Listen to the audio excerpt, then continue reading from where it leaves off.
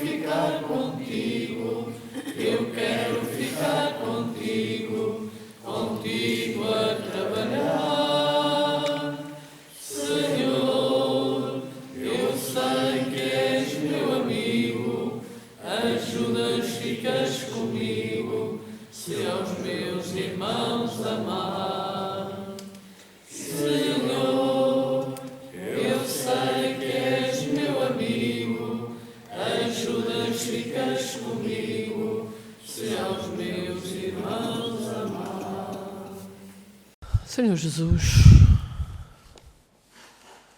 aqui estamos, reunidos em Teu nome, para podermos compreender-te, entender a Tua mensagem, para virmos buscar força, para que possamos aplicá-la no nosso dia-a-dia.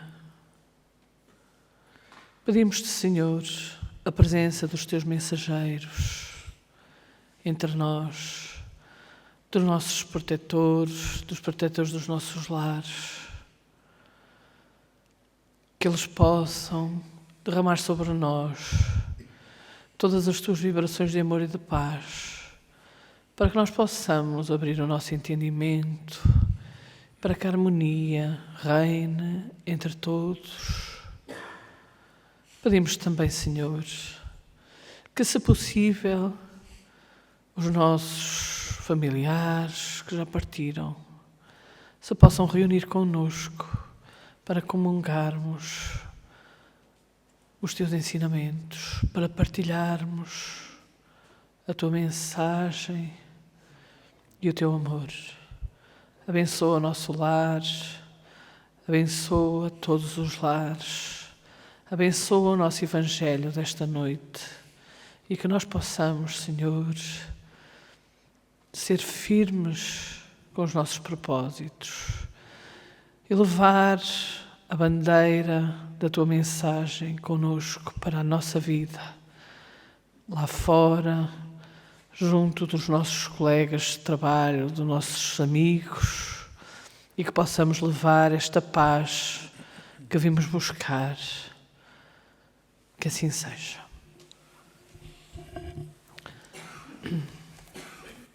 Na continuação do Evangelho anterior, vamos prosseguir com a oração do Pai Nosso, no capítulo 28º, Coletânea de Preces Espíritas, os itens 3 e 4. Faça-se a tua vontade, assim na terra como no céu. Se a submissão é um dever do filho para com o pai, do inferior para com o seu superior, quão maior não deve ser a da criatura para com o seu Criador. Fazer a vossa vontade, Senhor, é observar as vossas leis e submeter-se sem murmurar aos vossos decretos divinos.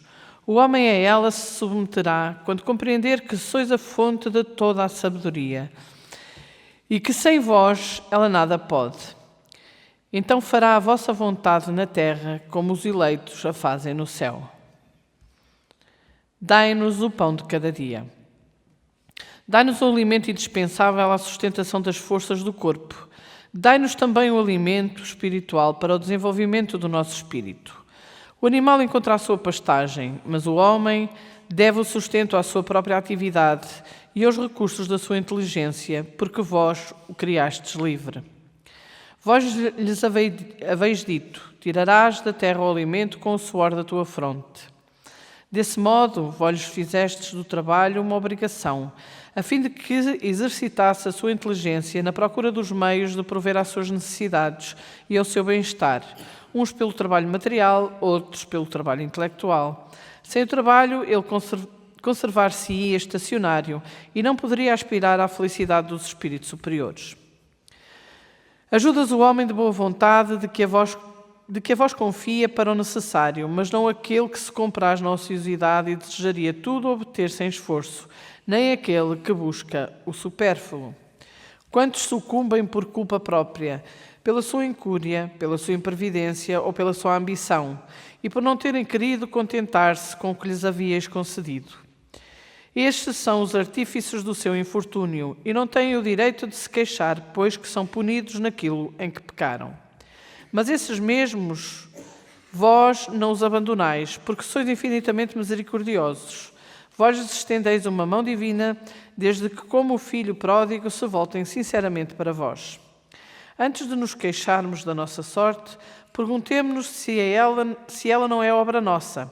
A cada desgraça que nos seja, perguntemo-nos se não teria dependido de nós evitá-la, mas digamos também que Deus nos deu a inteligência para nos tirar do lamaçal e que depende de nós utilizá-la.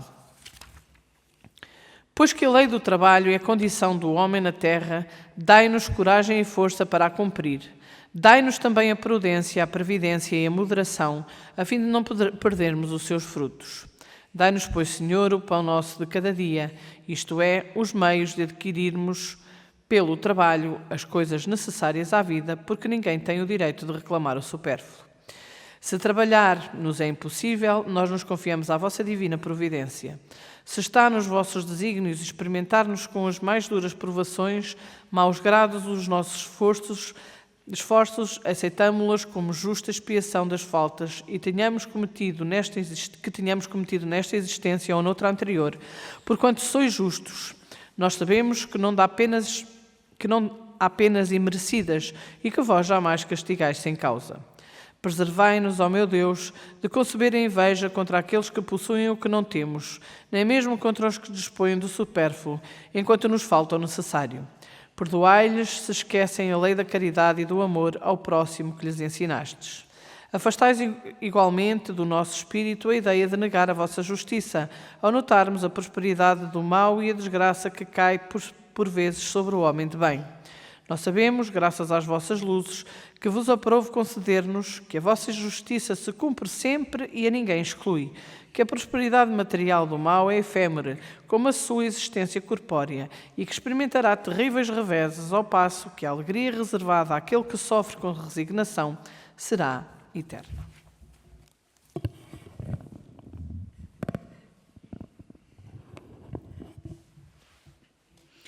Não vim para destruir a lei.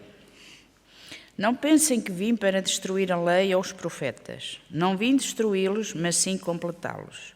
Porque em verdade vos digo que o céu e a terra não passarão sem que tudo o que se ache na lei esteja perfeitamente cumprido, enquanto o resto, um único J e um único ponto. São Mateus, capítulo 5, versículos 17 a 18. Há duas partes distintas na lei mosaica: a lei de Deus, promulgada no Monte Sinai, e a lei civil ou disciplinar estabelecida por Moisés. Uma é imutável, a outra, apropriada aos costumes e ao caráter do povo, modifica-se ao longo do tempo. A lei de Deus é formulada nos 10 mandamentos seguintes. Eu sou o Senhor vosso Deus, que vos tirou do Egito, da casa da servidão. Vós não tereis outros deuses diante de mim. Não fareis imagem esculpida, nem figura alguma, do qual há em cima do céu, nem embaixo na terra, nem de tudo o que há nas águas sobre a terra. Não os adorareis e não lhes prestareis culto soberano. Não pronunciareis em vão o nome do Senhor, vosso Deus. Lembrai-vos de santificar o dia do sábado. Honrai o vosso pai e a vossa mãe, a fim de viverdes longo tempo na terra que o Senhor vosso Deus vos dará. Não matareis, não cometereis adultério, não roubareis, não prestareis falso testemunho contra o próximo, não desejareis a mulher do próximo, não cobiçareis a casa do próximo, nem o seu servidor, nem a sua serva, nem o seu boi, nem o seu asno, nem qualquer coisa de tudo que lhe pertença. Esta lei é de todos os tempos e de todos os países e tem, por isso mesmo, caráter divino. Todas as outras são leis estabelecidas por Moisés, obrigado a manter pelo receio um povo naturalmente turbulento e indisciplinado e no qual tinha que combater abusos enraizados e preconceitos adquiridos durante a servidão no Egito. Para dar autoridade às suas leis, teve que lhes atribuir uma origem divina, tal como fizeram todos os legisladores dos povos primitivos. A autoridade do homem devia apoiar-se sob a autoridade de Deus, mas a ideia de um Deus terrível só poderia impressionar os homens ignorantes, em quem o sentido moral e o sentimento de uma justiça reta estavam ainda pouco desenvolvidos.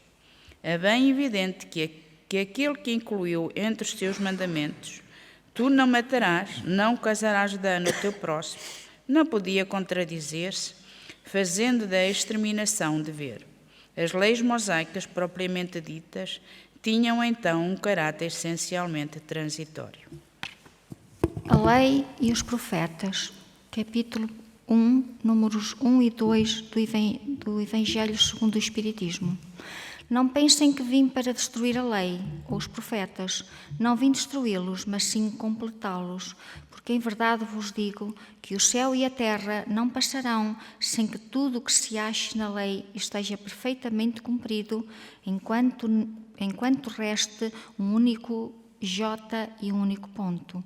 Evangelho segundo o Espiritismo 1, primeiro São Mateus, versículos 17 e 18.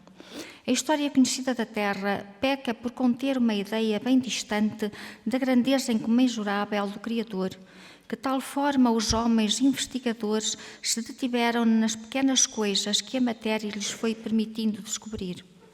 A ideia que fizeram da criação apenas contou com pequenos nadas da intervenção divina durante milénios esparsa pelas forças da natureza, como o vento, o sol, a chuva, o raio, o trovão, enfim, um sem número de forças a que atribuíram o comando da Terra, transformada ou tida como o centro do universo.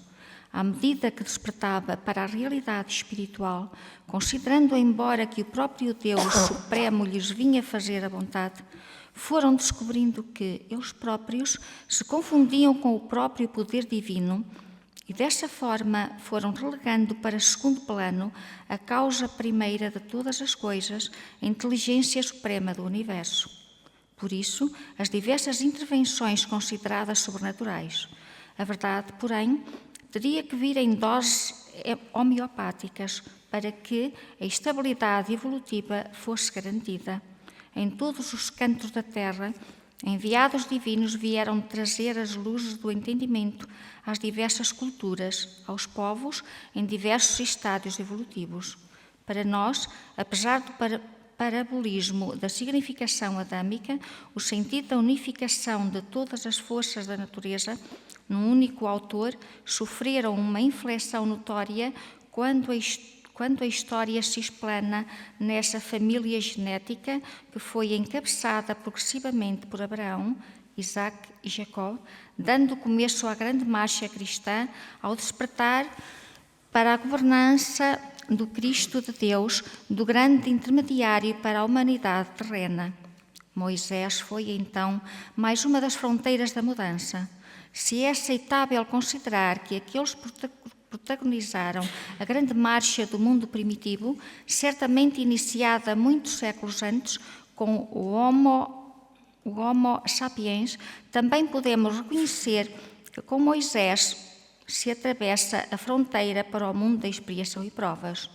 O sinal significa, então, a declarada intervenção em direção à espiritualização da humanidade perdida entre o instinto e a razão, abrindo-se as portas da organização moral que o Decálogo aponta como necessidade imperiosa.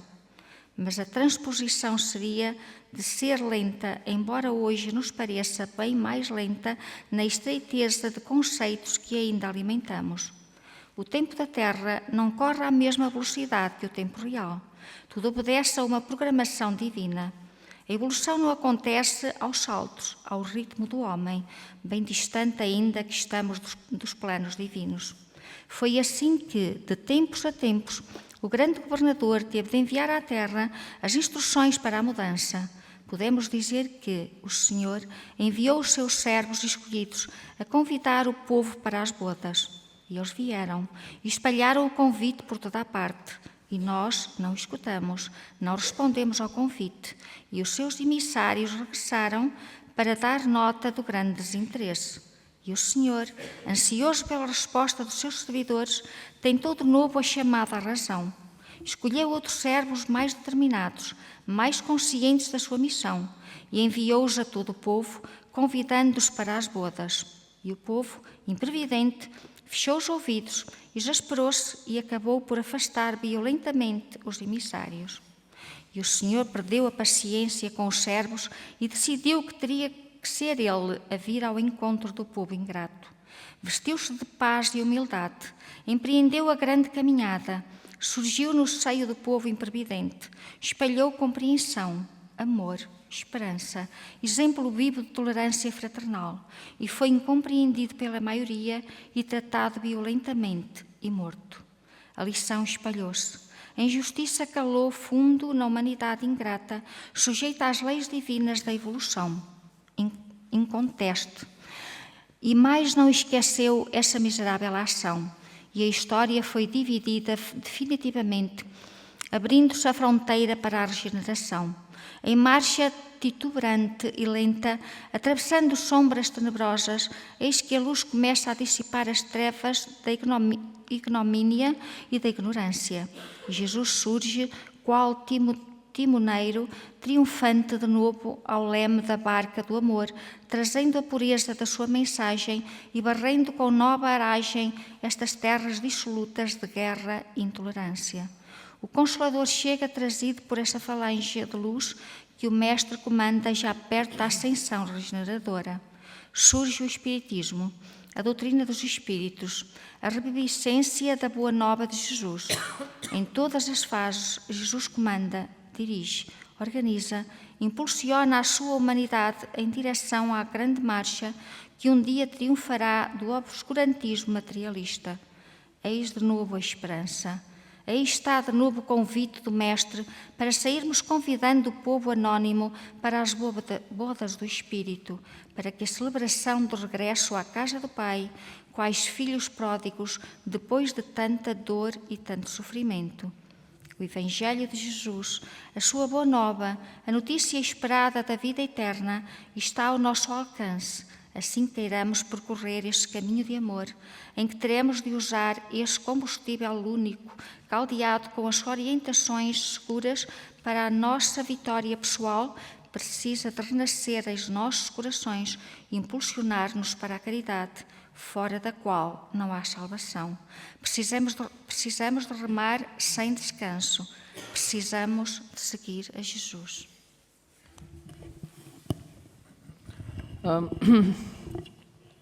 Bom, assim, nesta primeira leitura do primeiro capítulo do Evangelho, em que Jesus diz que não veio destruir a lei, nós podemos perceber que à época de Moisés, mesmo com o decálogo, a maior parte das instruções eram não faças, não podes, não deves, precisamente pela condição da evolução, da nossa evolução espiritual à época, que precisávamos ser para que começasse o progresso um pouco dominados. Jesus veio trazer precisamente, não veio destruir estas regras, não é, estritamente necessárias para que nós possamos evoluir, o não fazer o mal, mas veio nos dizer que efetivamente, para além de nós não fazermos o mal, devemos fazer o bem.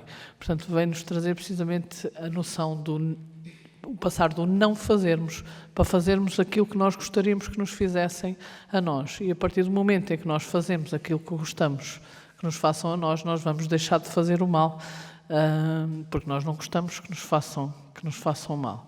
Então não veio propriamente destruí-la, mas dar-lhe um novo entendimento. E fundamentalmente, para podermos passar, inclusivamente, à oração do Pai Nosso, que foi uma das primeiras leituras que fizemos, veio-nos trazer um novo conceito de Deus, que na altura Deus era um Deus castigador, e veio-nos trazer um novo conceito, portanto, um Deus Pai, um Deus Amor, um Deus Justiça.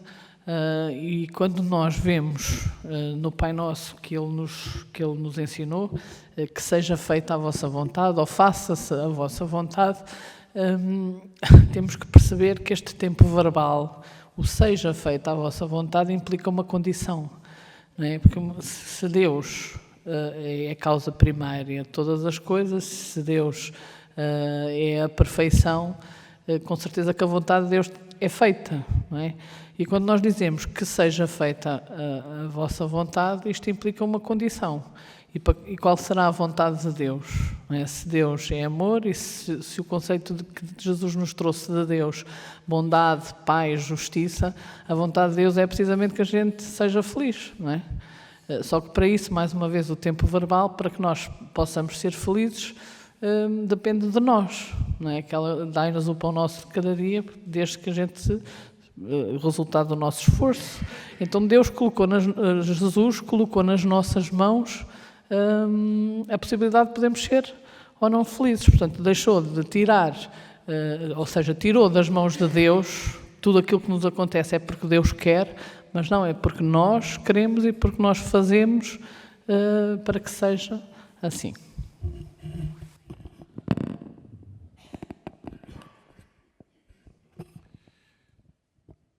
O que observamos nas informações que ouvimos ler é que o homem, no seu deambular evolutivo, tem vindo a ser orientado espiritualmente em diferentes facetas de cada época. E se no início foi através de Moisés que se receberam aqueles 10 mandamentos orientadores para a vida, embora ele, no seu tempo, tivesse que introduzir nessas leis outras, mais de cariz material, dirigidas para aquele povo inculto e atrasado, é certo que mais tarde veio Jesus, segundo nos dizem os Espíritos, de que Ele é o grande governador de todos nós, trazer-nos a sua mensagem que sabia Ele que não seria entendida na sua profundidade.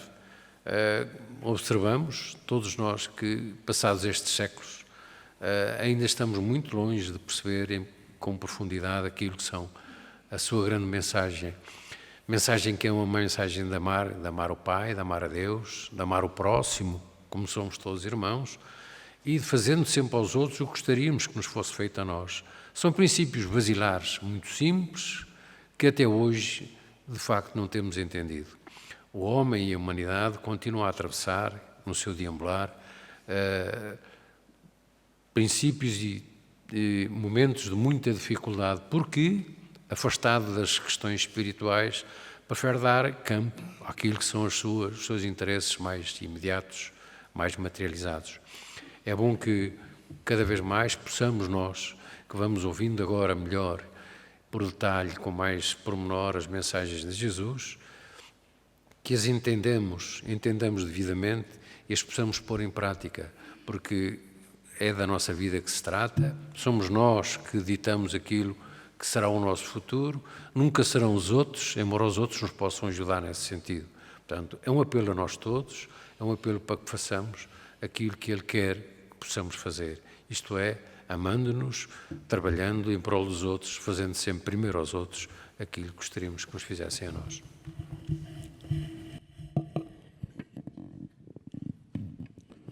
Nós começamos hoje a abordagem no capítulo 1 do Evangelho segundo o Espiritismo. As duas primeiras leituras foram exatamente estão integradas nesse capítulo, o capítulo 1, e a mensagem que nós ouvimos era do livro Caminhando com Jesus. É evidente que temos que pensar que no Antigo Testamento há várias fases, não é? Há várias fases evolutivas. Nós ouvimos aqui falar que, já no comentário, terá sido com Moisés que começou a grande caminhada do mundo de expiação e provas. O que quer dizer que antes disso havia um mundo primitivo. Há sempre faixas que se interpenetram. Por exemplo, quando chegam notícias do desembarque na Terra de um número indeterminado de espíritos, embora tenha passado a história como um homem e uma mulher, o que é absurdo, porque se eles tiveram 2 filhos homens e um matou o outro, a coisa era candidata realmente a acabar tudo, porque não havia mais ninguém para dar origem à continuidade da vida e portanto, é só uma figura mitológica, o Adão e a Eva. Mas esse homem e essa mulher que, de alguma forma, representavam o todo, o conjunto da humanidade que tinha desembarcado, uma humanidade que tinha desembarcado na Terra, pela porta da reencarnação, é natural que aí tenha havido uma viragem naquilo que eram os mundos primitivos, porque, naturalmente, que a Terra era habitada por outros seres humanos, humanoides, já. Falamos aqui no Homem sapiens, o homem sábio, que já havia outros anteriores no processo evolutivo animal, já havia outros anteriores, outras espécies anteriores. E, portanto, aquele mundo primitivo, que nós não conseguimos ainda descortinar bem, se já tinha a ver com a Suméria, já tinha a ver com a Mesopotâmia. A Mesopotâmia era a terra dos judeus, era a terra onde viviam os judeus e depois, por razões várias, tiveram que emigrar, nomeadamente pela fome, tiveram que emigrar para o Egito. Mas esta fase, digamos assim, de primitivismo da evolução humana vai levar um grande impulso quando vêm para a Terra os homens de Capela, esses homens de Capela que passaram à história com o nome de Adão e Eva, o homem e mulher. Não é um homem e uma mulher, é o homem e a mulher, representando um conjunto de homens, um conjunto de mulheres. E aí terá havido uma inversão, ou melhor, um impulso no mundo primitivo em direção ao mundo de expiação e provas. E esta fase, digamos assim, ascendente, vai ter, digamos assim, um meio termo com Moisés, que é a grande libertação, que é a libertação das coisas da matéria e a penetração nas coisas do espírito. É com Moisés, exatamente, através do decálogo que ele vai receber mediunicamente no Monte Sinai. É evidente que o que é que se passa para trás? Pois, a gente sabe Abraão, Isaac, Jacó, por aí fora, aqueles profetas todos que foram anunciando, ou foram falando, ou que foram trazendo as mensagens do mundo espiritual, pela fala, porque a escrita era impensável naquela época, mas, pelo menos, aquilo que chamam os conhecimentos consuetudinários, que passam de geração em geração, que passam de famílias umas para as outras. É claro que isso depois vem a ter expressão de topo quando realmente Moisés recebe, digamos assim, a incumbência de libertar o povo que só acreditavam num Deus, os outros todos acreditavam em vários deuses. Mas, quer dizer, toda essa fase é de facto, a Mesopotâmia é a mãe de todas as civilizações. Mas quem é que habitava a Mesopotâmia? Qual eram os reis? Qual eram os deuses da Mesopotâmia? E depois todas aquelas civilizações que mais ou menos foram divergindo dessa. Mas como é que começaram os homens na África, digamos assim, na África subsaariana, na África do Nilo, das nascentes do Nilo, dos grandes lagos? Como é que nasceram as civilizações? Que a passagem do Homo sapiens depois para, não para o homem intelectus, quer dizer, o homem intelectual, que já é muito mais recente, mas o sapiens sapiens, não é? O sábio dos sábios. Quer dizer, toda essa fase da grande transformação física, que foi assim que foi entendida, é acompanhada por uma transformação espiritual e é a marcação fundamental destes primeiros 2 itens do capítulo 1, exatamente, que falam de Moisés, que estabelece a fronteira da mudança do mundo primitivo a caminho do mundo de expiação e provas.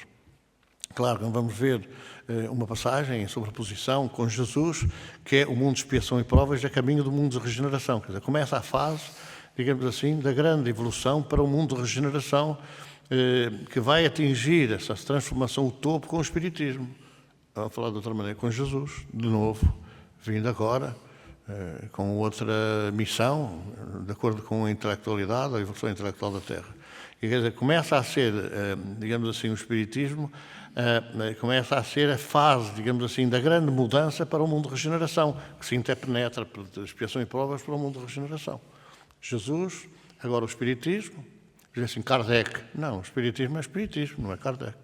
Porque enquanto Jesus veio trazer as notícias do reino que ele governava, vá lá, Kardec não veio trazer as notícias do reino que ele governava, porque não governava nada. Kardec foi um enviado, quer dizer, foi um missionário, um escolhido para realmente personificar na sua intelectualidade e na sua evolução cultural que tinha, para personificar a grande caminhada para a grande transformação. Quer dizer, de Jesus até Constantino passam 300 anos. De Kardec até esta fase da grande mudança passam 100 e tal anos. Quer dizer, a implantação do Espiritismo já está, não está nada implantado, mas a filosofia, o conteúdo filosófico da doutrina começa a estar divulgado por todos menos pelos espíritas. Começa a estar divulgado por todos menos pelos espíritas. E vamos ver, por exemplo, o Papa Francisco a falar, sem falar em espiritismo, nem nada dessas coisas, mas a falar da ciência espírita. Estuda a origem, a natureza e o destino dos espíritos. Falando dele de outra maneira, tem que saber de onde é que vem, o que é que estão cá a fazer e para onde vão. A origem de onde vem, a natureza, o que é que estão cá a fazer, para onde vão, o destino dos espíritos, com 160 anos de diferença, a filosofia, o conteúdo, só falta ser acrescentada às relações que há entre o mundo espiritual e o mundo material, que está para breve, porque também João Paulo II já disse, pois os nossos familiares já estão autorizados a vir para nos ajudar, os mortos, nossos familiares mortos, já estão autorizados a vir para nos ajudar. Falta a outra parte, e também para nos prejudicar. Quer dizer, também a comunidade dos espíritos também está aí quase como uma afirmação absoluta. Ou, a outra parte que é muito importante, do como fizeres acharás, a ação e a reação, a causa e efeito, a reencarnação. Portanto, quando assim for, a doutrina espírita está em marcha. Não é aquilo que muitas pessoas pensam, a doutrina dos espíritas. Não é? Porque muita gente pensa que é a doutrina dos espíritas. Mas é a doutrina dos espíritos, não é dos espíritas. E, portanto, não vamos pensar que os espíritas vão fazer uma mudança, porque não fazem. Porque não vão fazer, porque estão amorfos, estão parados, porque estão muito carenciados de determinação para darem o seu exemplo e para darem o seu testemunho. Mas vai ser, de certeza, a doutrina do amor, da caridade, etc., vai vencer. Qual é a forma com que vai vencer? O nome é com o nome Espiritismo? Provavelmente será. Provavelmente será. Ou com cristianismo, a busca das origens? Provavelmente será. Agora, que a filosofia, a ciência e a prática espíritas vão triunfar? Vão. O nome não importa. Importa é a filosofia. É em português, em francês, em inglês, em italiano, é o quê? Vai fazer é o sentimento em si, a ação, o amor em massa. E, portanto, é isso que nós temos que começar a analisar quando começamos agora outra vez a volta pelo capítulo 1 do Evangelho segundo o Espiritismo. Vamos ter que encontrar aqui coisas novas que há 2 anos ou há 3 anos começamos a última vez o Evangelho, agora estamos a começar de novo. Nós vamos ver que hoje nos apresentam, sei lá, notícias, interpretações, novidades que nós na época se calhar também não colhemos, não chegamos bem a ver a fundo. Cada vez que eu ler uma frase do Evangelho, vem outra informação, vem outra alguma coisa que está naquele resumo, mas que tem um alcance muito maior. Ora, é esta importância de conhecer o Evangelho, de conhecer a boa nova do Reino, de conhecer a mensagem de Jesus, que vai fazer com que, espalhando-se à nossa volta, espalhando-se em todas as direções, vai movimentar todas as forças espiritualizantes ou espiritualistas para a grande transformação que é a entrada no mundo de regeneração.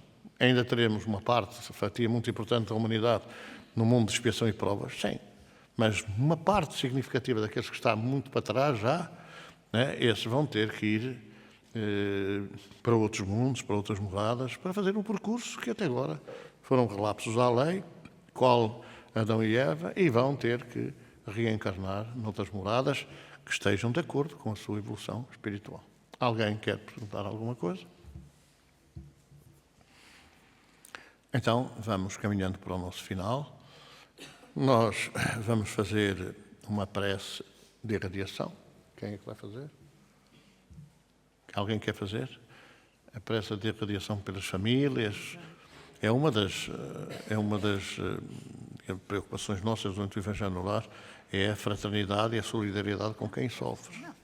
Então, aproveitando estes momentos em que nos reunimos também, juntamente com os nossos amigos espirituais, que possamos, Senhor, lembrar a todos aqueles que não estando connosco, possam estar a necessitar de carência de amor, carência de paz, das nossas vibrações, do nosso pensamento.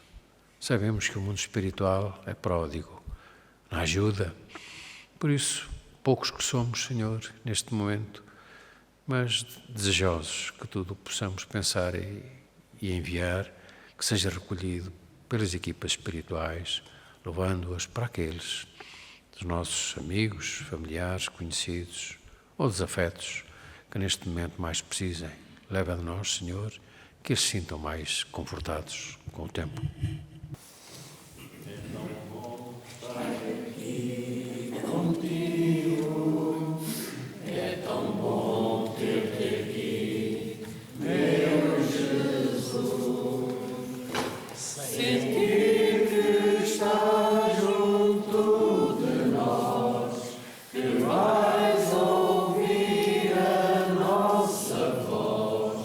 Cantar esta nossa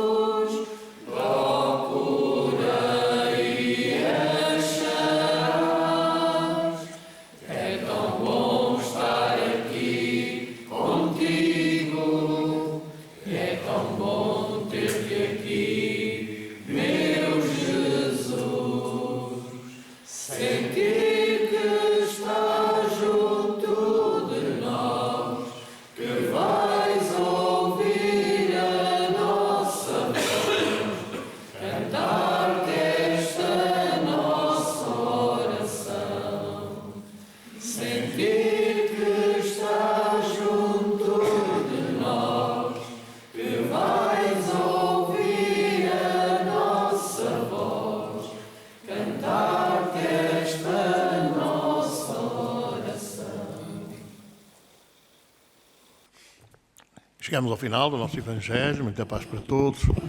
Que Deus abençoe os vossos lares. E boa noite a todos. Até para a semana, se Deus quiser.